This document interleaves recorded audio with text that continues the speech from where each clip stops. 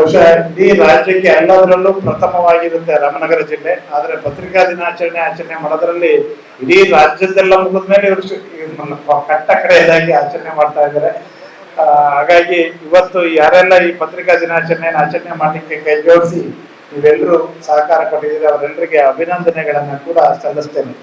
ನಮಗೆ ಎಲ್ಲ ಜಿಲ್ಲೆಗಳಲ್ಲಿ ಪತ್ರಿಕಾ ಭವನಗಳಾಗ್ತಾ ಬಂದು, ಆದ್ರೆ ರಾಮನಗರ ಜಿಲ್ಲೆಯಲ್ಲಿ ಪತ್ರಿಕಾ ಭವನ ಆಯ್ತಾ ಅಂದ್ರೆ ಇಲ್ಲ. ಖಂಡಿತವಾಗಿ ಕಳೆದ ಬಾರಿ ಮಾನ್ಯ ಉಪಮುಖ್ಯಮಂತ್ರಿಗಳಾದಂತ DK ಶಿವಕುಮಾರ್ ಅವರು ಬಂದಿದ್ರು. ಅವರೇ ಪತ್ರಿಕಾ ದಿನಾಚರಣೆ ಕಾರ್ಯಕ್ರಮವನ್ನು ಉದ್ಘಾಟನೆ ಮಾಡಿ ಆ ಕಾರ್ಯಕ್ರಮದಲ್ಲಿ ಭಾಗವಹಿಸಿದಾಗ ಅವರಿಗೆ ನಮ್ಮ ಅಳಲಿಕೆಯನ್ನ ಅಹವಾಲನ್ನ ಅವರಿಗೆ ಸಲ್ಲಿಸಿದ್ವಿ. ಆ ತಕ್ಷಣವೇ ಅವರು ಸಂಘಕ್ಕೆ ಕ್ಷೇಮಾಭಿವೃದ್ಧಿ ನಿಧಿಗೆ 10 ಲಕ್ಷ ರೂಪಾಯಿ ಹಣವನ್ನ ನಾನು ಕೊಡ್ತೇನೆ ಅಂತ ಹೇಳಿ ಅದನ್ನ ಕೊಟ್ಟರು ಕೂಡ ಕೊಟ್ರಲ್ವಾ 10 ಲಕ್ಷ ರೂಪಾಯಿ ಹಣವನ್ನು ಕೂಡ ಕ್ಷೇಮಾಭಿವೃದ್ಧಿ ನಿಧಿಗೆ ಜಮಾ ಮಾಡುವ ಮೂಲಕ ನಿಮ್ಮ ಜೊತೆ ನಾನು ಇದ್ದೇನೆ ಅಂತೇಳಿ ಮಾನ್ಯ ಉಪಮುಖ್ಯಮಂತ್ರಿಗಳು ಅದನ್ನು ಸಾಬೀತು ಮಾಡಿದ್ದಾರೆ. ಈಗ ನಮಗೆ ಕನಸಿರುವಂಥದ್ದು ರಾಮನಗರ ಜಿಲ್ಲಾ ಅಂದ್ರೆ ಈ ಜಿಲ್ಲಾ ಹೆಡ್ ಕ್ವಾರ್ಟರ್ ಬೆಂಗಳೂರು ದಕ್ಷಿಣ ಜಿಲ್ಲಾ ಹೆಡ್ ಕ್ವಾರ್ಟರ್ ರಾಮನಗರ ಆದ್ರಿಂದ ಇಲ್ಲಿ ಒಂದು ಪತ್ರಿಕಾ ಭವನ ಆಗ್ಬೇಕು ಅಂತೇಳಿ ನಮ್ಮೆಲ್ಲರ ಒತ್ತಾಸೆ. ನಮ್ಮ ಅನೇಕರು ನಮ್ಮ ಸುತಾರಾಮೇಗೌಡರು ಕೂಡ ಸೀನಿಯರ್ ಮೋಸ್ಟ್ ಜರ್ನಲಿಸ್ಟ್ ಇಲ್ಲಿದ್ದಾರೆ. ಇಲ್ಲಿಯ ಜಿಲ್ಲಾಧ್ಯಕ್ಷರಾದಂತ ಸೂರ್ಯಪ್ರಕಾಶ್ ಅವರು, ವಿಶೇಷವಾಗಿ ನಮ್ಮ ಶಿವರಾಜ್ ಅವರು ಇಲ್ಲೊಂದು ಭವನ ಆಗ್ಬೇಕು ಅನ್ನುವಂಥ ನಿಟ್ಟಿನಲ್ಲಿ ಎಲ್ಲ ಪದಾಧಿಕಾರಿಗಳು, ನಮ್ಮ ಮಧು ಎಲ್ಲರೂ ಸೇರಿ ಒಂದು ಸಂಘಟಿತ ಪ್ರಯತ್ನ ಮಾಡ್ತಾ ಇದ್ದಾರೆ. ಅದಕ್ಕೆ ಆದಷ್ಟು ಬೇಗ ಚಾಲನೆ ಕೊಡುವಂತ ಕೆಲಸ ಬರಲಿ ಅಂತೇಳಿ ಆಗ್ಲಿ ಅಂತೇಳಿ ನಿರೀಕ್ಷೆ ಮಾಡ್ತೇನೆ. ಮತ್ತೆ ನಮಗೆ ನೋಡಿದಂಥದ್ದು ಚನ್ನಪಟ್ಟಣ ಬಹುಶಃ ಇಡೀ ರಾಜ್ಯದ ಎಲ್ಲ ಯಾವ್ಯಾವ ಈ ಸೈಟಿನ ವಿಚಾರಗಳಿಗೆ ಬಂದಿದ್ದು ನಮ್ಮ ದಾವಣಗೆರೆಯಲ್ಲಿ ರಾಜ್ಯ ಸಮ್ಮೇಳನ ಆಯ್ತು, ಅಲ್ಲೂ ಕೂಡ ಪತ್ರಿಕಾ ಭವನ ಆಗ್ಬೇಕಾಯ್ತು. ಅಲ್ಲಿಗೂ ಕೂಡ ಸುಮಾರು 2 ಕೋಟಿ ರೂಪಾಯಿಯಿಂದ 3 ಕೋಟಿ ರೂಪಾಯಿ ಬೆಲೆ ಬಾಳುವಂತ ನಿವೇಶನವನ್ನ ಕ್ಯಾಬಿನೆಟ್ ತಂದು ಕ್ಲಿಯರ್ ಮಾಡಿಸ್ಕೊಡುವಂತ ಕೆಲಸವನ್ನ ನಾವು ಮಾಡಿದ್ವಿ. ಅದು ಕೂಡ ಮೊನ್ನೆ ಮುಖ್ಯಮಂತ್ರಿಗಳು ಶಂಕುಸ್ಥಾಪನೆಯನ್ನ ಮಾಡಿ ಬಂದ್ರು. ಹಾಗೆ ಬೇರೆ ಬೇರೆ ಜಿಲ್ಲೆಗಳಲ್ಲಿ ಅರಸೀಕೆರೆಯಲ್ಲಿ ನಮ್ಮ ಶಿವಲಿಂಗೇಗೌಡರ ಕ್ಷೇತ್ರ ಅಲ್ಲಿ ಪತ್ರಿಕಾ ಭವನ ಆಗಬೇಕಾಗಿ ಬಂತು, ಅದು ಕ್ಯಾಬಿನೆಟ್ಗೆ ಹೋಗ್ಬೇಕಾಗಿ ಬಂತು, ಅದನ್ನು ಕೂಡ ಕ್ಲಿಯರ್ ಮಾಡಿಸಿ ಅಲ್ಲೂ ಕೂಡ ಶಂಕುಸ್ಥಾಪನೆ ಆಯ್ತು.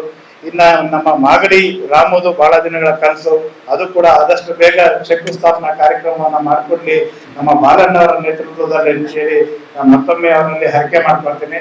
ಹಾಗೆ ಇನ್ನ ಚನ್ನಪಟ್ಟಣದಲ್ಲಿ ಅದು ಬಹುಶಃ ಎಲ್ಲ ಫೈಲ್ಗಳನ್ನು ನಾನು ಹಿಡಿದು ಓಡಾಡಿದ್ದೀನಿ. ಆದ್ರೆ ಚನ್ನಪಟ್ಟಣದ್ದು ನಮ್ಮ ಮಂಜು ಇಲ್ಲೆಲ್ಲ ಇದೆ, ದಿನ ಬೆಳಗಾದ್ರೆ ಬ್ಯಾಗ್ ನೇತಾಕೊಂಡ್ಬಂದ್ಬಿಡ್ದೆ, ನಾನು ಬಂದಿದ್ದೀನಿ ಇಲ್ಲಿ ಅಲ್ಲಿದೆ ಫೈಲ್ ಇಲ್ಲಿದೆ ಫೈಲ್ ಅಂತ ನಿರಂತರವಾಗಿ ಪರಿಶ್ರಮ ಪಟ್ಟು ಅದು ಕೂಡ ಇದಕ್ಕೆ ಕ್ಯಾಬಿನೆಟ್ ಕ್ಲಿಯರ್ ಆಗಿ ಬಂದು ಈಗ ಅದಕ್ಕೆ ಹಣ ತುಂಬುವಂತ ಹೊತ್ತು ಬಂದಿದೆ.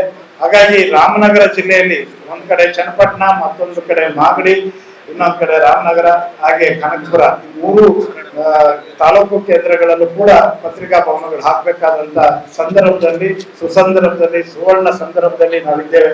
ಹಾಗಾಗಿ ಇದೊಂದು ಸುವರ್ಣ ಕಾಲಘಟ್ಟ ಅಂತ ನಾನು ಭಾವಿಸ್ತೇನೆ. ಪತ್ರಿಕಾ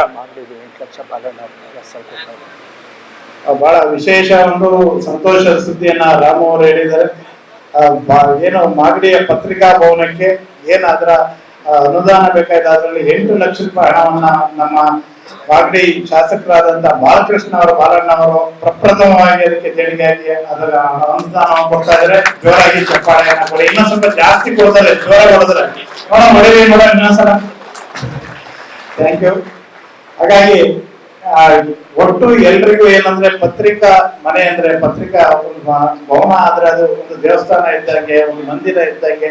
ಎಲ್ಲರೂ ಇಲ್ಲದವರು ಉಳ್ಳವರು, ಹಾಗೆ ಧ್ವನಿ ಇಲ್ಲದವರು, ಅಶಕ್ತರು, ದೀನದಲಿತರು, ಶ್ರೀಮಂತರಿಂದ ಹಿಡಿದು ರಾಜಕಾರಣಿಗಳಿಂದ ಹಿಡಿದು ಎಲ್ರಿಗೂ ಒಂದು ಕಾಮನ್ ಪ್ಲೇಸ್ ಅಂದ್ರೆ ಒಂದು ಪತ್ರಿಕಾ ಭವನ. ಅಲ್ಲಿ ಎಲ್ಲರೂ ಮುಂದೋಗುವಂತ, ಪ್ರೆಸ್ ಮೀಟ್ ಮಾಡುವಂತ, ಆ ಮೂಲಕ ಸಮಾಜಕ್ಕೆ ಮುಖಾಮುಖಿ ಆಗುವಂತ, ಆ ಮೂಲಕ ಅವರ ವಿಚಾರಧಾರೆಗಳನ್ನ ಸಮಾಜಕ್ಕೆ ತಿಳಿಸುವಂತ ನಿಟ್ಟಿನಲ್ಲಿ ಅದೊಂದು ಬಹಳ ಸಾಮೂಹಿಕವಾದ ಕೇಂದ್ರ. ಆ ಕಾರಣಕ್ಕೋಸ್ಕರ ಪತ್ರಿಕಾ ಭವನಗಳಾಗಲಿ ಅಂತೇಳಿ ನಮ್ಮ ನಿರೀಕ್ಷೆ. ಇವತ್ತು ಕರ್ನಾಟಕ ಕಾರ್ಯನಿರತ ಪತ್ರಕರ್ತರ ಸಂಘ 1932ರಲ್ಲಿ ಹುಟ್ಟಂತ ಸಂಘಟನೆ ಇವತ್ತು 94 ವಸಂತಗಳನ್ನ ಕಂಡಿರುವಂತ ಸಂಘಟನೆ.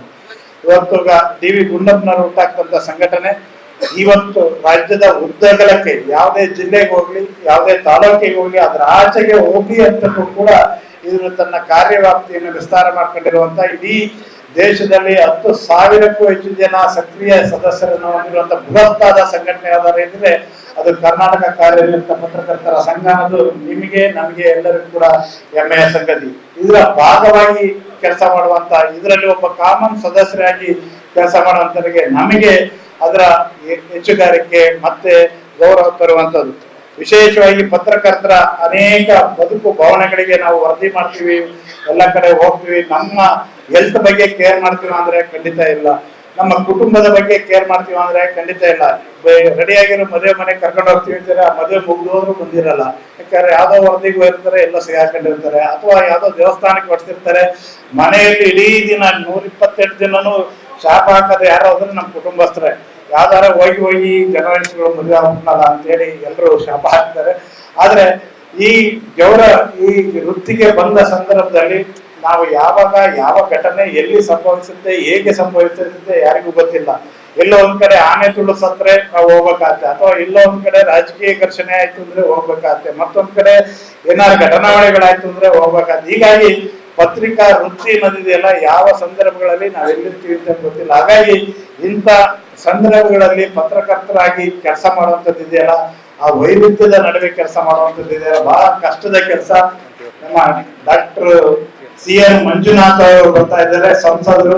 ಅವರಿಗೆ ನಿಮ್ಮೆಲ್ಲರ ಚಪ್ಪಾಳೆ ಮೂಲಕ ನಾನೇ ಅವರಿಗೆ ಸ್ವಾಗತವನ್ನ ಕೊಡ್ತೇನೆ.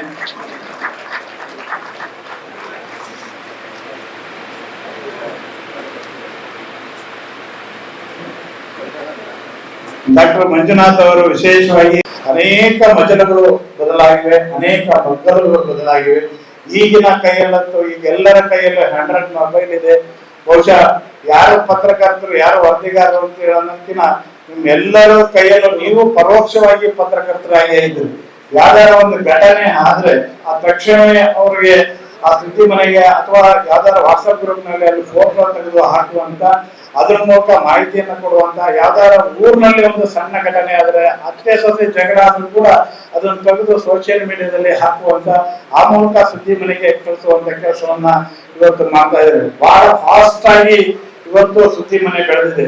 ನಮಗೆ ಸುದ್ದಿಗಳು ರಾಶಿ ಸುದ್ದಿಗಳು ಬೇಕೋ ಬೇಡವೋ ರಾಶಿ ಸೋಷಿಯಲ್ ಮೀಡಿಯಾ ಮೂಲಕ ಬರುತ್ತೆ. ಅದು ಫೇಸ್ಬುಕ್ ಇರ್ಬೋದು, ಟ್ವಿಟರ್ ಇರ್ಬೋದು, ಅಥವಾ ವಾಟ್ಸಪ್ ಇರ್ಬೋದು, ಮತ್ತೊಂದು ಎಲ್ಲ ಮೂಲಗಳಿಂದ ಸುದ್ದಿಗಳು ರಾಶಿ ಸುದ್ದಿಗಳು ಬರ್ತಾ ಇದಾವೆ.